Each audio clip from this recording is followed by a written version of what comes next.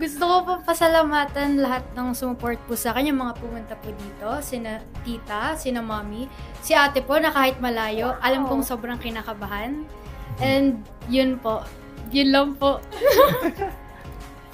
How about you, Ara? Ara. Siyempre, unang-una po, maraming salamat sa lahat po ng sumusuporta at patuloy na nagtitiwala po sa akin, sa talento ko, of course, sa family ko. Yan, ang boyfriend ko ay present din. Kaya pala nasabi kanina, no? Parang ang blooming ka, parang inspired. Yes. Yes, well, thank you so much. Inspired siya, Char.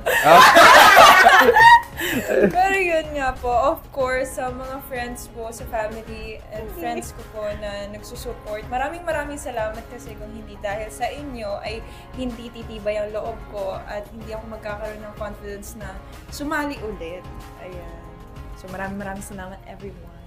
Yes, how about you, Jay? Sa akin naman po, yun, thank you po sa mga pumunta po, sa family, sa parent, then sa dalawang kuya ko po, sa yun po, sumuporta po sila sa akin. Then yung best friend ko po na parang basically naging PA ko. Wow! Ganun. Like, pagising ko siya yung nag-prepare ng pagkain, ng dati susuotin, ganun. So, yun, Bien, thank you so much. Parang gusto ko ng ganung best friend. Oo nga. No? Gusto ko ng ganung best friend. Grabe, sobrang... Ngayon, Ano, Chloe, meron ka bang isi-share, papasalamatan? Ha? Oo. Thank you sa family ko.